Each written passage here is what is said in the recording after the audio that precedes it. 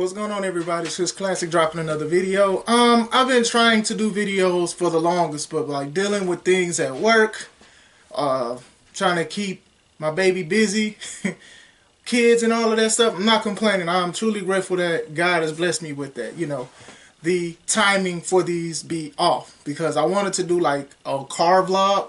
So what I may do is I may just do wrestling stories that happen, and by Saturday and Sunday I might cover it. I think that might be best for me now. I'm still going to try to do car vlogs. If something crosses my mind, I'm just going to grab a camera and go when I have the time. But I think it might be best to go over weekly coverages of stuff, and we'll see where it goes from here. So I'm going off the dome because I really wanted to drop a video for you guys. You guys are subscribed and everything like that, and I'm trying to get more people to watch what I do because I try to do it different from my perspective. So before I go on, make sure you tell your friend, tell your mama, tell your auntie that look like an uncle, follow, subscribe, comment. Also follow the C3 Ultimate Wrestling page. That's me and my wife's company. We doing shows. We're trying to do something big for next year. Pray for us on that. I'm gonna just go off some topics. One of the most interesting topics are Gargano, Johnny Gargano, and Kyle O'Reilly not renewing their contracts, allegedly, and I use that very loosely, to not return to WWE or NXT. We all know who's going to AEW. They both may go, but if I had to bet on who's going more than anybody, it's Kyle O'Reilly, because they may be doing the Undisputed Era, or the Era Undisputed since WWE owns it, versus the Elite or Super Kick, whatever they call themselves. Both of these guys are very talented. They can go to dang near anywhere they want. If they wanted to renew a contract, they can. You know, if on WWE's side, it's probably more so they'll stop anything from AEW, which is a business plot. Gargano, he's very loved. You know, regardless of how people felt about his NXT run, I thought he did pretty good. And on my Facebook, which I have Chris Classic Williams, I talk about that. Like, a lot of people think because somebody loses a lot, they're being misused or anything like that. But I thought Gargano did a great job in NXT. Reminded me sort of like of Sami Zayn. He was like a lovable loser at one point because he kept losing to Neville.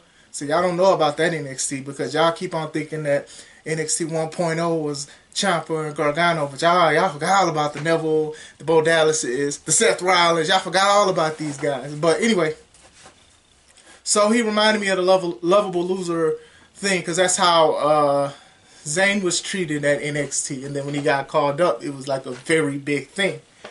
I know that Gargano, well, I heard both of them were expecting children, so congratulations to that. So, you know, they probably would take time to be with their women. I don't blame them or whatever like that. But the sky's the limit for him. I could see Gargano probably returning. I could see him going there. I could see all the possibilities and stuff like that. But I can tell you that if I had two bets, Kyle O'Reilly is going to AEW. Good luck with that. The NIL program, WWE's NIL program, the Next in Line program. So basically they're scouting and they're signing athletes that are coming from college or coming from certain things with sports. Some people like that. Some people don't like it. Let me just say that WWE's been doing this before there was a Next in Line program. You have a lot of talented athletes that turned into great wrestlers. This is not even a WWE practice. WCW was doing it. Like, a lot of companies do it. They'll look at somebody, see them work out, go to a bar, they'll see them and say, hey, do you want to wrestle? Do you want to try to wrestle and stuff like that? There's money in this. Like, this is not a new thing. I think with WWE being open with it, and with WWE releasing a lot of people by the boatload almost every other month, I think it's just the way it was put on the platter, if you will. It was just bad because now people are like, well, what about the people who bust their butts on the independents and this and that, and why they not signing them? I'm like, well, WWE has a track record of signing people. Like, a lot of companies, they look at catalogs, they look at models, they look at actors, they look at all of these people, all these athletes. They look at this and they try to do something with them. They signed Stevenson, the gold medalist, the wrestler. They signed him to Raw. He's not even going to NXT. They signed him. He hasn't debuted yet, but they signed him because of who he was and everything like that. I kind of dig it, honestly. You know, a lot of people may not say I'm gonna grow up to be a WWE superstar, and at this climate, it's very scary to say that because you can sign a contract one day and then get walking papers the next week. Boy, y'all wilding over there. I ain't gonna lie, but it's very interesting that they're bringing it up. They're probably most likely a show. Like I only brushed up on it a little bit. I'm not even gonna lie to you. I don't want to mislead, but this is a practice that a lot of wrestling companies do. I believe Impact signed Magnus. What's his name? Nick Aldis. Now is actually one of my favorite wrestlers. They saw him in a magazine, I believe, and they saw how he looked, and they were interested. So this isn't a new practice at all. So just enjoy the ride, I guess. You know, a lot of people are saying, you know, AEW has more to wrestling, and then they're like timing the actual wrestling. So it's just like, you know, you do have an option or an alternative. How you say AEW is. I already talked about it. You know, I don't want to keep rehashing it. So NIL program, that's kind of cool. I wouldn't be surprised if other companies try to do it, or I wouldn't be surprised and not surprised that other companies have done this. They just didn't call it a program. You see somebody like say LeBron James want to go out and wrestle right now. If he wants to wrestle for a company, he has two options. Like, you think they're not going to say no? LeBron cannot come in. Like Ronda wanted to wrestle, she came in. She did a great job, regardless of how people feel about if she has passion or not. Excuse me. She did a great job. She did good. Like, this is what I be saying about how a lot of people get upset when when a company doesn't treat somebody properly. But I'm like, if you have a person that's a solidified star, that person might go down that totem pole. And I think a lot of people get upset, but it's the truth. Everyone cannot be at the top all the time. To most of the higher ups, it's about making money. It's about the ratings. It's not about pursuing the lifelong dream. AEW seems like it's the better option for that if you want to do that to pursue the dream.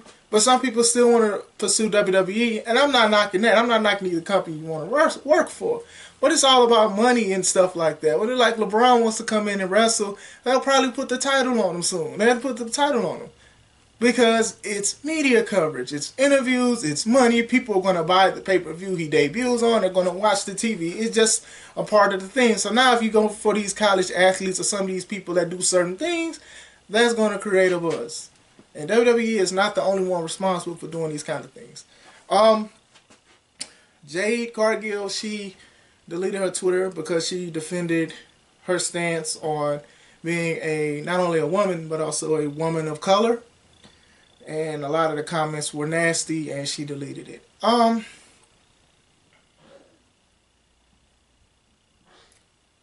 So many people have been saying this for the longest. And it's like everyone goes through something. Everyone has an obstacle that they go through. Everyone has hurdles they go through. The thing is, people have to go through them their way or a different way and stuff like that. Me being a wrestler since I was a young kid, a wrestling fan since I was a young kid, excuse me, and then a wrestler for about 10 years now. Whoop-de-whoop. I've seen it. We've seen it on TV. We've seen it on multiple companies. We've seen it on companies currently on TV now. When I see comments about Jade Cargill, they talk about her wrestling skill. Well, she's green, she's this, and she's that. And then it's just like, this is coming from the same people who watch the company. There's a lot of people who mess up a lot of missed spots, a lot of botches, a lot of injuries. Like, you have a lot of stuff that's going on. And some of these guys are world champions or going to be a champion or put in a main event top tier spot. So when she may be the one who wins the TBS title, I hope so. I just think that's just ironic that people are saying, oh, she's not ready, she's not ready. But then these wrestlers that they think are ready, they're messing up as well. Or they're sloppy or they're an accident. Now, I'm not saying every match that Jade does is sloppy or whatever like that. But there's some things that do need to be worked on.